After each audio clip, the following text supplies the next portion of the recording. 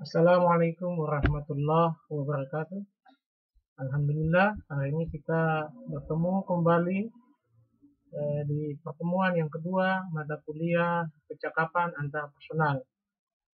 Setelah pada pertemuan kemarin kita sudah membahas tentang kontrak mata kuliah, mulai pada pertemuan hari ini kita akan membahas tentang pokok-pokok bahasa yang berhubungan dengan materi kuliah percakapan antar personal. Sebelum melangkah ke materi yang pertama, kita sampaikan dulu gambaran umum dari mata kuliah percakapan antar personal.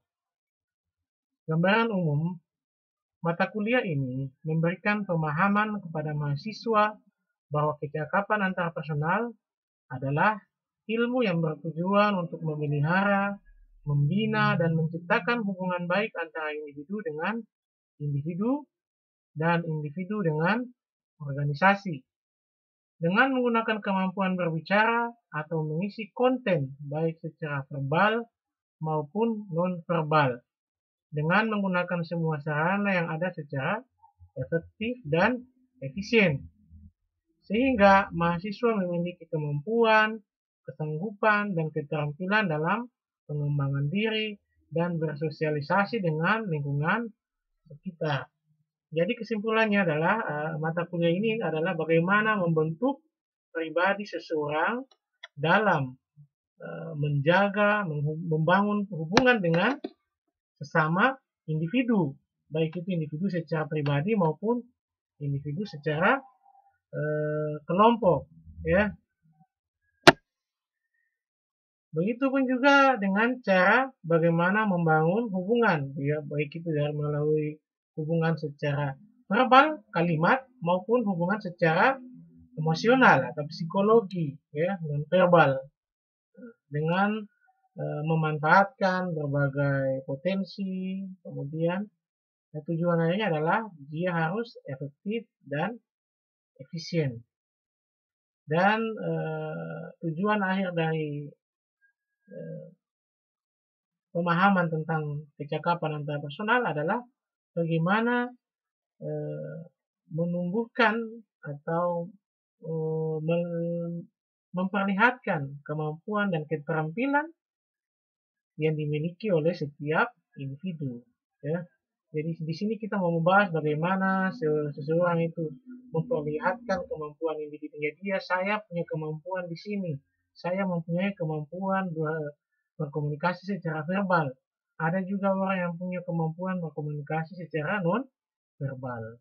Nah, dari sinilah kita mempelajari supaya individu mengenal dirinya. Oh, saya punya kemampuan ini. Oh, saya punya kelemahan di sini. Ya. Jadi maksud dari mempelajari mata kuliah ini adalah bagaimana mengenal individu itu mengenal potensi yang ada pada dirinya. Kemudian capaian pembelajaran. Yang pertama, mahasiswa memiliki kemampuan mengenal dan meningkatkan kepribadian diri, ya, sesuai dengan gambaran umum di atas. Jadi nanti dia tahu bahwa potensi saya ini dan akan saya kembangkan. Kemudian yang kedua, mahasiswa memiliki kemampuan tentang keterampilan yang berhubungan dengan orang lain, interpersonal skill. Jadi dia bisa memahami bahwa oh, saya punya kemampuan ini dan saya bisa membantu orang lain dengan kemampuan saya yang ini. Entah itu membantu dalam hal ekonomi atau dalam hal kerjasama, gotong royong. Kemudian yang ketiga, mahasiswa memiliki kemampuan tentang keterampilan mengatur dirinya sendiri, ya. Kalau yang kedua tadi antar sesama individu, kalau yang ketiga dia mengatur dirinya sendiri, ya.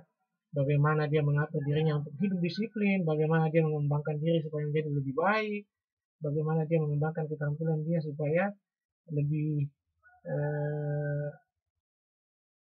mampu membangun hubungan dengan orang lain dan sebagainya. Oke, kita masuk ke materi yang pertama, membahas tentang kepribadian. Asal kata kepribadian berasal dari bahasa Inggris, ya, namanya personality. Ya. Personality ini dari bahasa Inggris, akan tetapi oleh sebagian sudah di-Indonesiakan, ya. Dalam bahasa Indonesia ada bilang personal. cuman asal katanya dari bahasa Inggris. Persona dari bahasa Greek, Yunani. Kalau personality dari bahasa Inggris, persona dari bahasa Yunani. Atau dalam bahasa Indonesianya dibilang topeng. Kemudian menurut Hagenhardt dan Olson dalam bukunya di tahun 2003 memberikan kesamaan antara personality dengan sebuah topeng. Kita lihat kenapa dia topeng.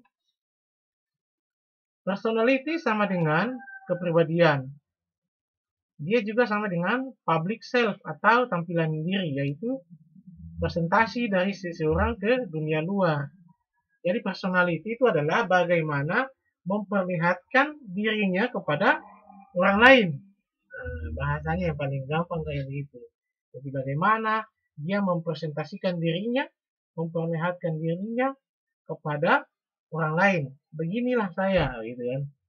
Kemampuan saya ini, kelemahan saya ini ya, weakness-nya apa kan, ya, opportunity-nya apa gitu kan. Jadi secara asal kata personality atau personal bisa disampaikan sebagai bagaimana orang itu memperlihatkan dirinya kepada orang lain, sifatnya, tipikalnya, kemampuannya, keterampilannya dan sebagainya.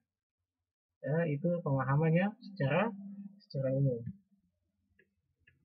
Kemudian definisi kepribadian. Ini menurut para ahli. Yang pertama, Atkinson dan kawan-kawan di tahun 1998 menyatakan bahwa kepribadian itu adalah bentuk pola berpikir, emosi, dan perilaku yang berbeda dan merupakan karakteristik yang menentukan gaya personal individu dan mempengaruhi interaksinya dengan lingkungan. Oke, jadi dapat diartikan bahwa menurut Atkinson dan kawan-kawan, kepribadian itu adalah dia lebih kepada sikap seseorang karena sikap seseorang, pikiran seseorang, dan emosi seseorang itu tidak sama. Manusia memiliki karakteristik sendiri, ya. Karakteristik manusia itu berbeda. Kita ambil contoh yang paling mudah. Manusia bermiliar-miliar, banyak ya di muka bumi, akan tetapi wajahnya tidak sama. Walaupun ada yang mirip, tapi tidak sama, tetap tidak sama. Ada bentuknya yang sedikit yang berbeda, mungkin ada kepalanya yang bulat, ada yang kepalanya agak memanjang, ya, dan ada matanya yang bulat, ada yang matanya sipit. Ya. Manusia memiliki karakteristik yang sendiri-sendiri. Akhirnya dia juga menentukan gaya personal individunya dan mempengaruhi interaksinya dengan lingkungan. Bagaimana dia mempengaruhi karakteristik seseorang itu mempengaruhi hubungannya dengan lingkungan. Pasti orang yang suka sepak bola, olahraga, lingkungan dia olahraga. Orang yang suka apa? Makan. Dia pasti lingkungannya orang yang makan-makan. Jadi ya, semua tergantung dengan karakteristik. Kalau karakteristik dia menentukan lingkungan dia dalam berinteraksi. Yang kedua, menurut Whiterington dalam Rumini tahun 1988, sudah agak tua sekali ya, menggambarkan kepribadian sebagai keseluruhan tingkah laku seseorang yang diintegrasikan sebagaimana yang nampak pada orang lain. Jadi menurut Whiterington ini kepribadian itu berhubungan dengan orang lain. Akan tetapi yang ditekankan di sini masih sama dengan definisi kepribadian yang disampaikan oleh Atkinson.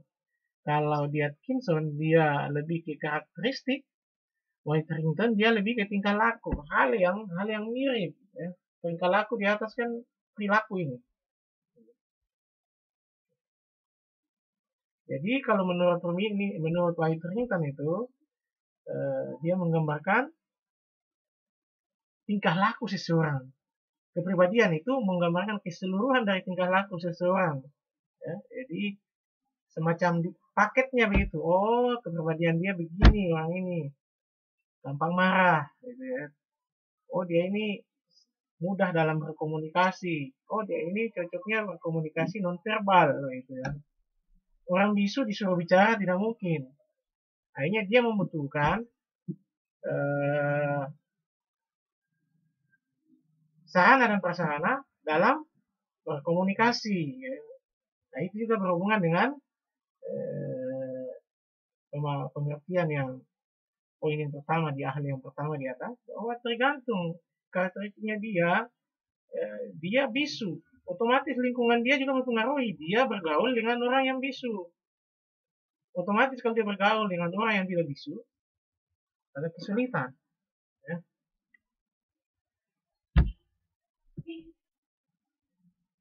Itu ya nanti di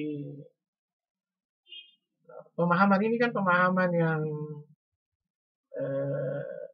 istilahnya bias ya, orang-orang punya pemahaman untuk mendefinisikan sendiri-sendiri. Jadi kalau mau mempelajari lagi boleh cari referensi yang lain.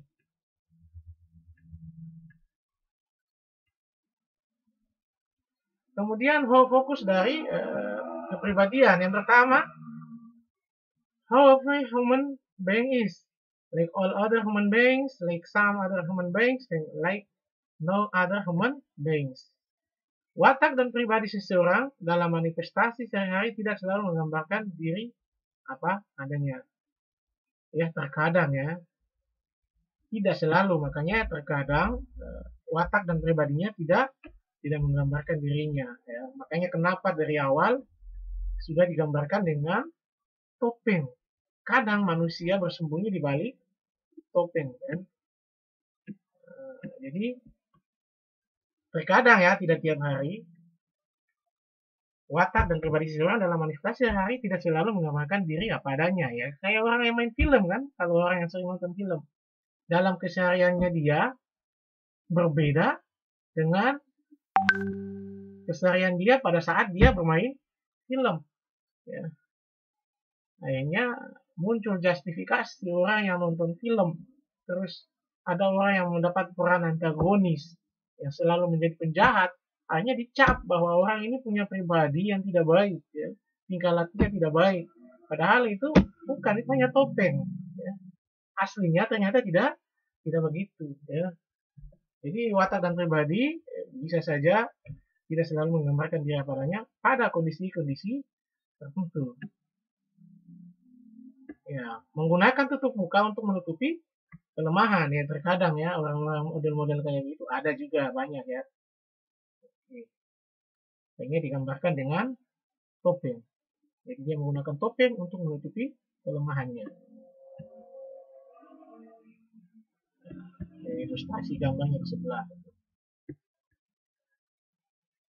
Manusia itu adalah unik dan kompleks. Unik tadi kan, beda.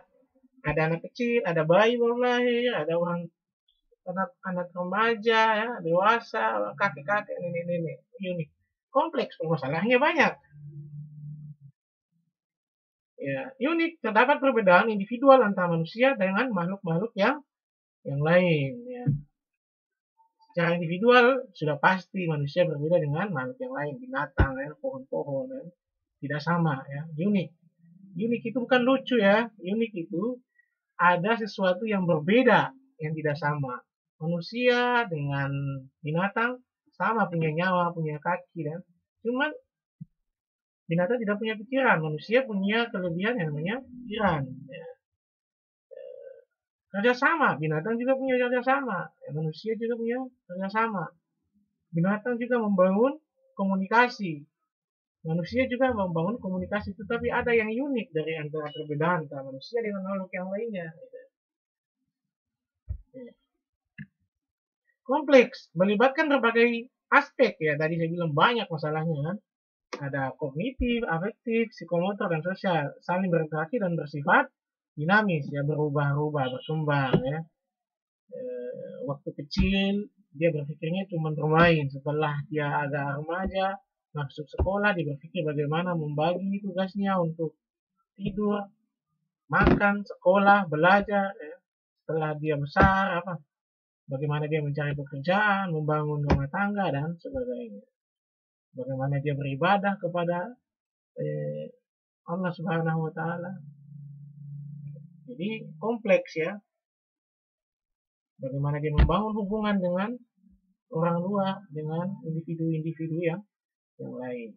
Jadi dia bersifat, interaksinya bersifat dinamis. Waktu kecil dia bergaul dengan anak kecil, kan? Waktu sudah besar ya otomatis agak terkadang pada posisi tertentu. Jadi yang ini ya, dia mungkin bisa membangun relasinya juga dengan yang tidak sesuai dengan lingkungannya. Oke, kemudian kepribadian berkaitan dengan adanya perbedaan karakteristik yang paling dalam pada diri, inner psychological karakter manusia. Ya, makanya kenapa digambarkan dengan warna-warni, karena kepribadian orang itu memiliki karakteristik yang berbeda-beda. Ya. Kelihatan sama, kaki, tangan dua, kaki dua, kepala di atas, mulut di atas, tapi isinya berbeda karena dia punya karakteristik sendiri. Perbedaan karakteristik tersebut menggambarkan ciri unik dari masing-masing individu. Nah, itulah yang dibilang unik tadi ya. Kelihatan sama, berdiri sama. Kita tidak perlu jauh-jauh, anak kembar sama, lahir sama, di jam yang sama, di menit yang sama. Akan tetapi dia mempunyai karakteristik yang berbeda. Mungkin satu pemarah, satu lemah lembut, ya, satu mudah berkomunikasi, satu pasif, ya, satu mungkin dia bisa berkomunikasi secara verbal, yang satu tidak. Ya. Kemudian yang satu mudah bekerja sama dan bersosialisasi, yang satu tidak. Dia punya keunikan tersendiri. Bisa saja yang satu cerdas, yang satu tidak cerdas. Tapi kadang-kadang di posisi tertentu dia memiliki kesamaan, ya. Nah, tapi tidak selamanya. Ya.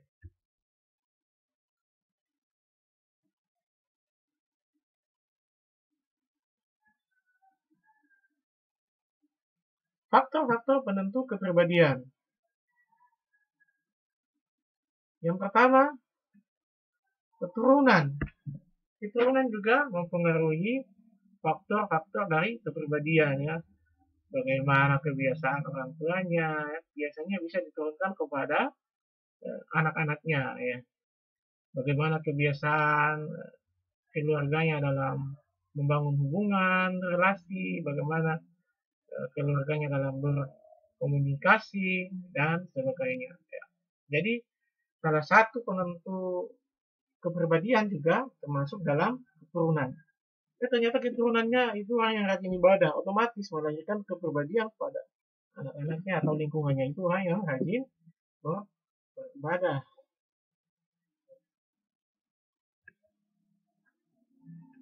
Kemudian lingkungan ya, lingkungan sudah pasti. Lingkungan juga menentukan kepribadian seseorang. Saya hidup di lingkungan yang orangnya tidak suka bergaul. Ya, kita contohkan di sebuah lingkungan pemukiman. Kalau lingkungan itu rumah-rumah orang kaya, rumah-rumah bisnis, pasti berbeda dengan lingkungan orang-orang di perkampungan. Orang-orang di perkampungan membangun komunikasi, bagaimana berhubungan bebas ya. Kalau orang di pemukiman, perumahan, otomatis dia tidak mengenal tetangganya siapa. Akhirnya hubungan relasinya tidak semudah orang membangun relasi di perkampungan ya. Itu contoh-contoh kecilnya saja ya. Lingkungannya itu orang-orang yang suka beribadah, otomatis mempengaruhi kepribadian orang yang di situ. Ternyata lingkungan di situ orang yang suka berbuat kejahatan mempengaruhi juga kepribadian orang yang ada di situ. Kemudian situasi ya, situasi juga menentukan. Orang dalam kondisi tertentu ya bisa mempengaruhi kepribadian seseorang. Ya, contoh kayak yang di sini tadi. Ya. Watak dan pribadi seseorang dalam manifestasi sehari tidak selalu menggambarkan diri apa adanya ya. Makanya dia tergantung situasi. Pada situasi tertentu orang itu bisa mempengaruhi kepribadian seseorang. Yang tadinya dia itu baik menjadi jahat, yang tadinya dia jujur menjadi tidak jujur. Semuanya karena situasi. Oke. Lanjut yang ke berikut. Karakteristik dari kepribadian. Yang pertama, kepribadian menggambarkan perbedaan dari individu. Sikap manusia dapat dianggap sebagai suatu kepribadian yang berbeda jika sifat tersebut menyebabkan dia berperilaku berbeda dengan orang lain. Ya, pahami ya. Sikap manusia dapat dianggap sebagai suatu kepribadian yang berbeda jika sifat tersebut menyebabkan ia berperilaku berbeda dengan orang lain. Ya, jika sikap seseorang sebagai suatu kepribadian yang berbeda, jika sifat tersebut menyebabkan ia berperilaku ya. Jadi pemahamannya itu, jika dia berbeda, maka dia pasti berbeda dengan orang lain.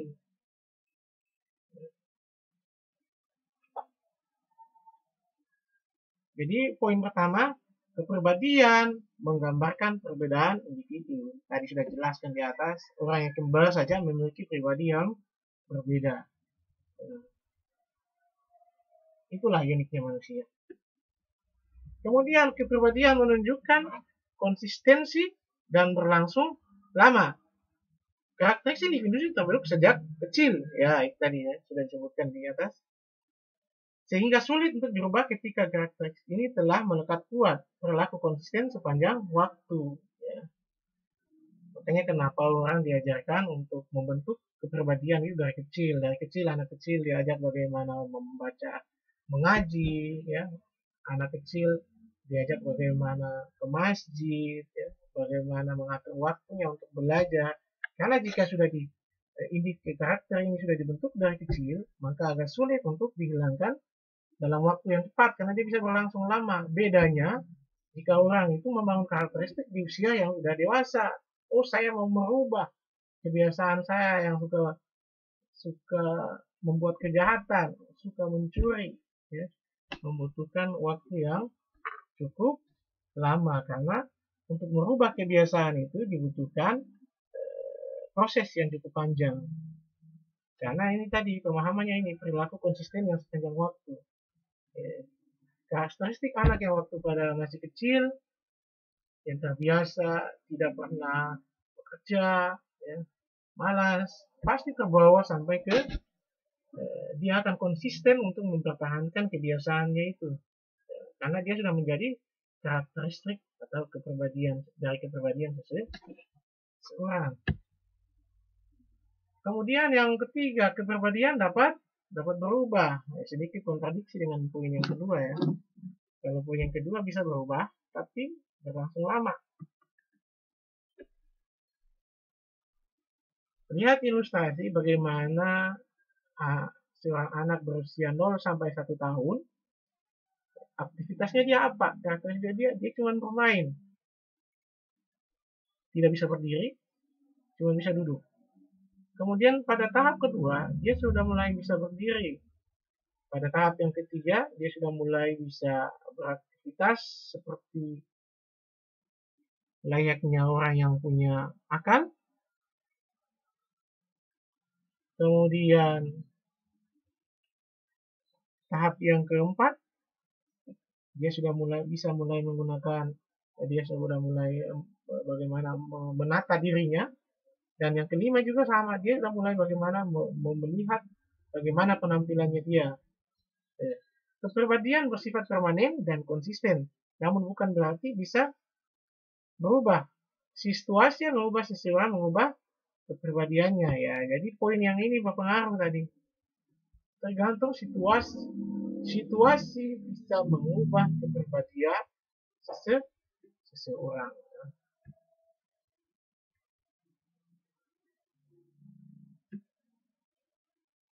Kemudian batasan dari kepribadian menurut Alford. Yang pertama, watak dan kepribadian adalah sama, tapi dapat berbeda. Seperti orang bilang, watak dan kepribadian suku bangsa tertentu sama, ya. Tapi bisa juga dia dapat berbeda. Bagaimana watak dan kepribadian orang yang hidup di Pulau Bali berbeda dengan watak dan kepribadian orang yang hidup di Pulau Madura, ya. Begitu juga watak dan kepribadian orang di Maluku berbeda dengan watak dan kepribadian orang di Papua.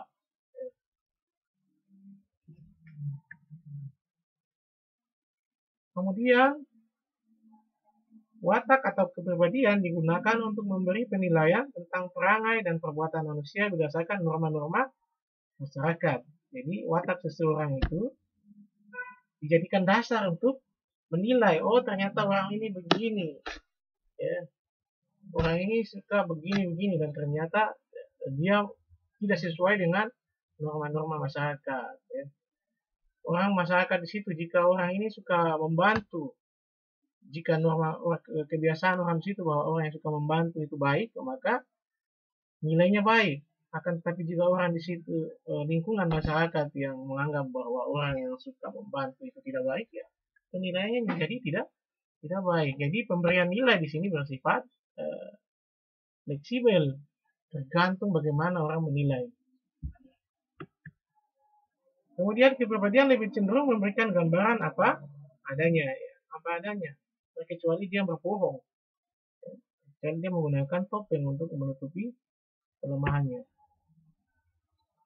Kepribadian merupakan organisasi yang dinamis yang ada pada individu, di mana terdapat beberapa sistem psikikal yang menentukan perilaku dan berpikir individu.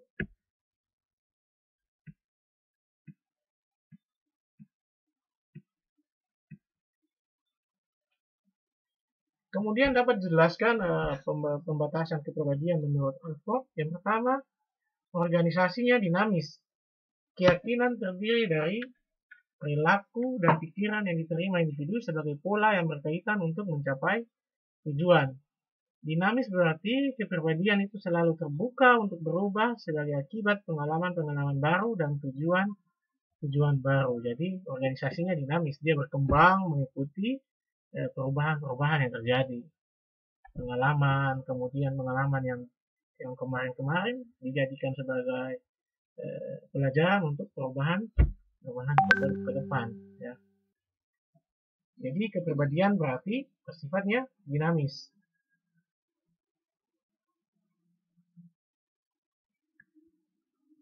Kemudian psikofisik, kepribadian merupakan kerja tubuh dan jiwa. Keduanya tidak dapat dipisahkan dan saling mempengaruhi. Psikologi dan fisik, kan, psikomotorik. Orang melakukan sesuatu, psikologinya bekerja, kemudian diimplementasikan oleh fisiknya. Jadi makanya dia tidak bisa dipisahkan, ya.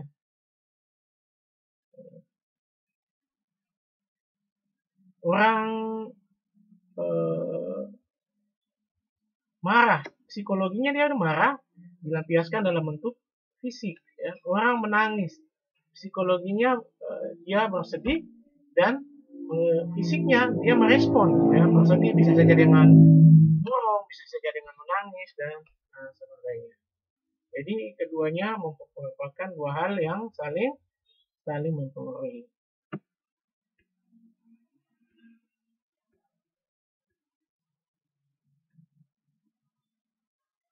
Kemudian yang berikutnya adalah bagaimana menentukan, determining. Kepribadian memainkan peranan aktif dalam tingkah laku individu. Kemudian karakteristik dalam berperilaku dan berpikir. Setiap individu memiliki pola berperilaku dan berpikir yang khas sebagai karakteristiknya dalam menghadapi lingkungan. Sehingga kepribadian juga memiliki fungsi adaptasi. Ya, iya. Di mana dia berada, di situ dia harus bisa beradaptasi dengan lingkungannya, tapi dalam hal-hal yang positif, bukan beradaptasi dalam hal-hal yang negatif karena di sini dia berperilaku dan berpikir. Kecuali orang itu punya masalah dalam hal berpikir, kayaknya dia berperilaku dengan yang tidak sesuai dengan norma-norma.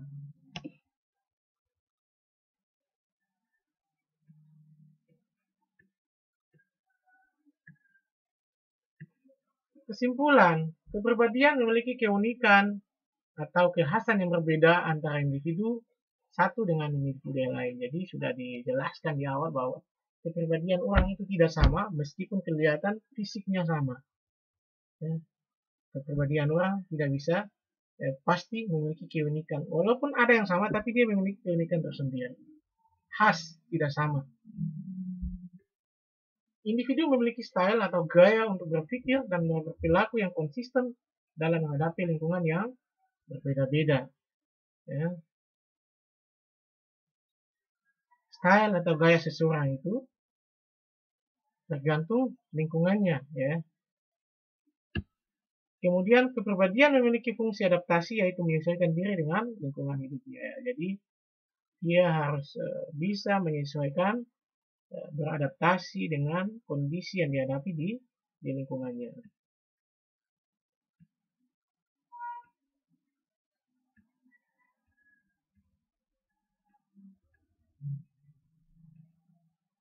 Kemudian kepribadian dan temperamen. Kepribadian, pola-pola perilaku yang diperoleh dari faktor pembawaan lingkungan. Kemudian yang berikut lebih dinamis dan dapat diubah melalui fungsi insentif. Temperamen diperoleh dari pembawaan dan merupakan disposisi yang sangat erat hubungannya dengan faktor biologis atau fisiologis atau keturunan. Jadi temperamen itu lebih kepada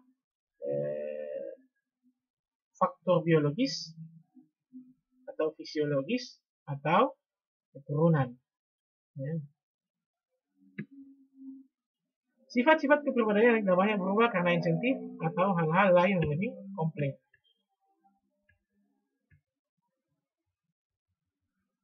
Temperamen adalah gejala karakteristik dari pola sifat emosi individu termasuk mudah tidaknya kena rangsang, kekuatan serta kecepatan bereaksi, insentitas, zona hati, dan gejala ini terutama berasal dari keturunan. Ya. Jadi orang temperamen itu biasanya dari kebiasaan keturunan biologisnya. Ya. Di lingkungan yang orang yang temperamen, akhirnya dia juga terbawa dalam situasi temperamental.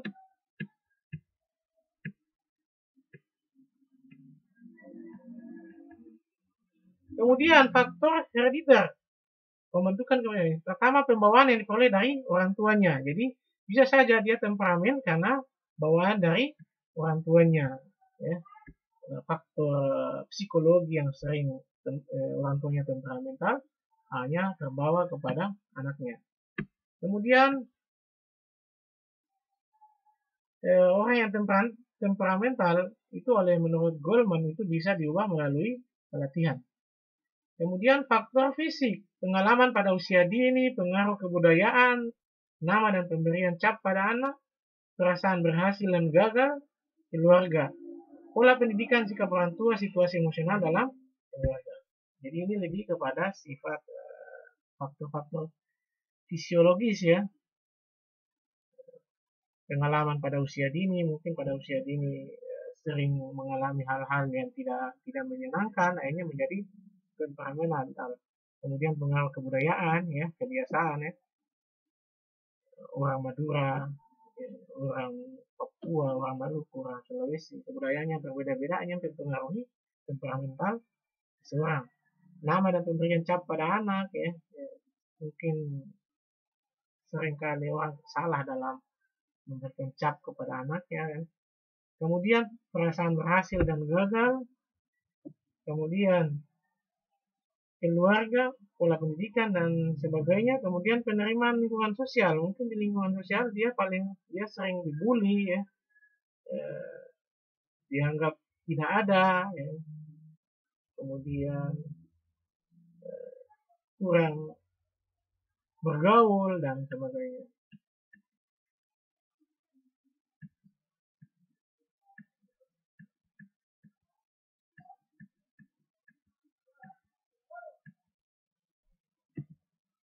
Yang berikut tipe-tipe dari kepribadian. Yang pertama, ekstrovert. Bersifat mudah terbuka, tertarik atau senang bergaul dengan individu lain. Responnya bersifat realistis, dapat bertingkah laku sesuai tuntutan lingkungannya, segalanya ditanggapi secara objektif. Jadi tipe yang pertama ekstrovert, orang yang terbuka ya, orang yang mudah bergaul ya. Kalau istilah ya, orang yang suka bergaul ya, terbuka orang kayak begini. Itu namanya ekstrovert, dan dia selalu berpikir objektif ya. Segalanya ditanggapi dengan objektif, tidak mau subjektif terhadap orang ya. Kemudian introvert, segalanya ditanggapi sesuai dengan keadaan dirinya, malu terhadap masyarakat, menutup diri, sangat sensitif terhadap kritik, dalam menghadapi masalah dia analisa dengan kacamata sendiri, jadi sifatnya subjektif ya, berbeda dengan ekstrovert. Introvert ini orang yang tertutup ya, sifatnya subjektif dan penilaiannya selalu mengambil dirinya sendiri, dia yang menganalisa sendiri, dia yang memberikan nilai sendiri ya, tidak objektif. Orang-orang kayak begini contohnya begini, dalam memberikan nilai kepada mahasiswa dia bersifat subjektif. Oh, anak ini jangan sering membantu saya ya, karena dia keluarga saya kasih nilainya tinggi ya, itu hal-hal yang subjektif ya, gitu. Dia bisa melihat kenyataan. Kalau yang objektif, contohnya dia memberikan nilai kepada seorang mahasiswa, dia objektif. Anak ini rajin, anak ini sering buat tugas, nilai tugas ujiannya tinggi ya, sikapnya juga sopan. Ya, sudah objektif kasih nilai. Tapi orang yang subjektif tidak. Hal-hal yang berhubungan dengan objektif diabaikan. Orang yang penting menguntungkan ke dia. Oh, anak ini sering membantu saya. Oh, anak ini bayar ke saya, jadi saya kasih nilainya tinggi. Disuap ya, orang-orang yang subjektif. Kemudian dia sangat sensitif terhadap kritikan, tidak mau menerima kritikan. Itu bedanya ekstrovert dan introvert. Kemudian ada lagi ambivert. Tipe ini bersifat realistis objektif. Jadi perpaduan dia orangnya realistis kemudian objektif. Tetapi kadang-kadang bersifat subjektif, tidak dapat digolongkan ekstrovert atau introvert. Jadi ambivert ini orang yang main dua kaki istilahnya. Kadang dia ekstrovert, kadang dia introvert. Terkadang dia objektif, terkadang dia realistis dalam melihat kondisi. Jadi orang yang ini, yang ambivert ini orang yang tengah. Terkadang dia realistis, terkadang dia objektif. Ya. Kemudian pengukuran kepribadian. Yang pertama, Lavater,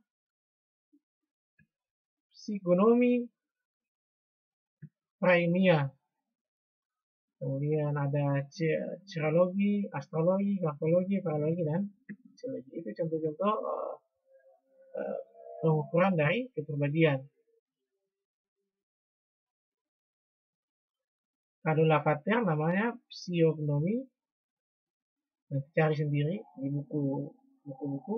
Kemudian prailmiah itu sirologi, palmistry, astrologi, grafologi, kronologi, dan onikologi. Kemudian semi ilmiah itu Hippocrates.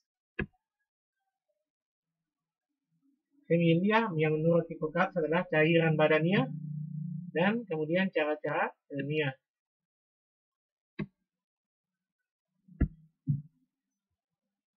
Kemudian yang berikut, tujuan penilaian kepribadian adalah memenuhi sejumlah kebutuhan praktis masyarakat dalam melakukan seleksi kepribadian individu untuk berbagai kepentingan. Jadi kepribadian itu butuh untuk dinilai. Nilai untuk apa? Untuk kebutuhan praktis masyarakat. Orang mau bikin apa? Dia harus menilai kepribadiannya dia. Oh, saya mau mengambil anak ini menjadi karyawan di toko saya. Saya harus menilai kepribadiannya. Orang ini jujur atau tidak? Orang ini konsisten atau tidak? Ya. Orang ini subjektif atau tidak? Ya. Kita contohkan kayak orang mau ikut tes militer, tes tentaraan, tes polisi. Itu ada satu tahapan yang namanya tes psikologi. Bagaimana dia mengukur kepribadian seseorang untuk mendapatkan bahwa anak ini layak menjadi anggota militer atau anggota kepolisian. Itu yang maksudnya dengan seleksi kepribadian untuk berbagai kepentingan. Kepentingan kan banyak. Sekarang orang mau mengurus calon anggota DPR, orang mau mengurus pengurusan administrasi untuk mendapat nomor induk dosen nasional. Dia punya satu tahapan tes yang namanya tes psikologi. Ya.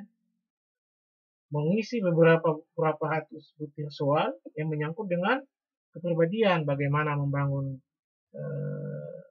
hubungan, relasi, skill, kemudian konsistensi, kemudian bagaimana memperlihatkan toleransi dan sebagainya. Jadi kepribadian butuh untuk dinilai, untuk digunakan dalam hal-hal yang berhubungan dengan kepentingan masyarakat. Kemudian tujuan penilaian ada poin 1, teknik proyektif. Menurut tes Rorschach, tes melengkapi gambar. Ada satu tes yang namanya tes melengkapi gambar, the drawing completion test. Kemudian ada lagi tes TAT, thematic appreciation test. Ini nanti mau dicari, ya, untuk mahasiswa cari jenis-jenis tes ini modelnya kayak bagaimana. Kemudian teknik objektif dengan menggunakan inventory atau skala. Ada skala pengukuran, ya, dibuatkan semacam skala. Kemudian teknik subjektif dilakukan dengan cara melakukan observasi atau wawancara. Itu teknik-teknik yang subjektif. Ya. Kalau inventory dan skala, penilaiannya digunakan pakai skor. Oh, anak ini layak, anak ini tidak layak. Kan? Tapi kalau subjektif, melalui observasi. Dia turun langsung atau dia lakukan wawancara. Observasi dan wawancara ini dibilang subjektif karena ditakutkan menimbulkan hal-hal yang kayak tadi kita sebutkan. Oh, ini karena kedekatan keluarga. Oh, ini karena orang ini sering membantu saya. Atau dia sudah membayar ke saya. Akhirnya penilaiannya berbeda dengan penilaian secara objektif. Okay.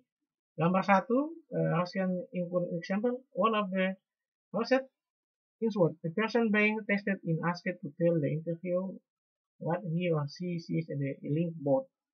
Answer are neither right or wrong, but very reveal unconsensus consent. What do you see in the link board? Apa yang Anda lihat dari link board itu? Ini wawancara, ya. Ditanyakan apa yang dilihat di gambar itu, yang contoh yang di atas tadi. Tes melengkapi gambar. The drawing comprehension test. Itu contoh yang di atas. Kemudian contoh yang kedua, tes objektif menurut Samuel merupakan salah satu teknik asesmen pengukuran kepribadian dengan menggunakan pertanyaan-pertanyaan yang terstruktur dapat diskurs secara objektif. Ya, tes-tes seperti ini, kayak ujian nasional, tes CPNS, itu tes-tes yang objektif karena menggunakan skala pengukuran. Ada grade-nya dari angka berapa sampai berapa lulus, angka berapa sampai angka berapa tidak lulus. Itu yang namanya tes objektif. Syarat mutlak dari pengukuran kepribadian secara objektif ini adalah keterandalan, reliability, dan keabsahan. Validitas, valid karena ada ukurannya, ada skalanya, makanya dia valid. Contoh inventory dan skala tadi yang bilang ukurannya ada. Kemudian wawancara, method of personality assessment in which the professional asks question of the client and allow the client to answer either in a structure or unstructured question. Jadi wawancara itu bagaimana metode untuk mengetahui atau mengasesmen personality dari seseorang dengan pertanyaan-pertanyaan yang profesional untuk klien, dan klien harus menjawabnya. Itu contoh wawancara. Halo effect, tendency of an interviewer to allow positive characteristics of opinion to influence the assessment of the client's behavior and statement. Mengukur dan menilai perilaku. Yang pertama, lakukan observasi langsung. Mengukur dan menilai perilaku klien biasanya baik di situasi klinis maupun alami. Ya. Jadi observasi langsung itu dia turun langsung ke lapangan, kemudian menilai perilaku klien dalam kesehariannya baik di situasi klinis maupun alami. Klinis itu dalam keadaan darurat, ya, ataupun dalam keadaan seperti biasa. Kemudian checklist, mengukur dan menilai perilaku klien melalui cek dan angka terhadap perilaku khusus yang terkandung dalam skala. menghitung frekuensi, durasi, dan intensitas perilaku. Oke, selesai. Ada tugas yang harus dikerjakan.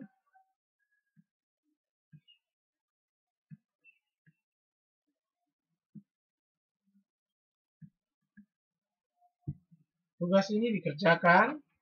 Nanti saya upload tugasnya di video ini, nanti saya upload ke YouTube.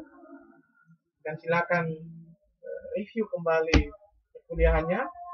Dan setelah itu kerjakan tugas ini. Tugas diupload ke virtual class.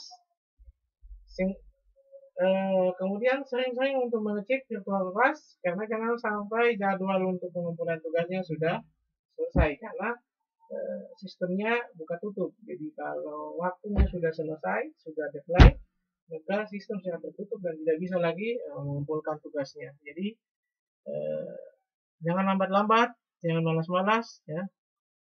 Kalau bila perlu langsung dikerjakan tugasnya sekarang, karena sekarang kita online, jadi kapanpun dan dimanapun Anda bisa mengaksesnya.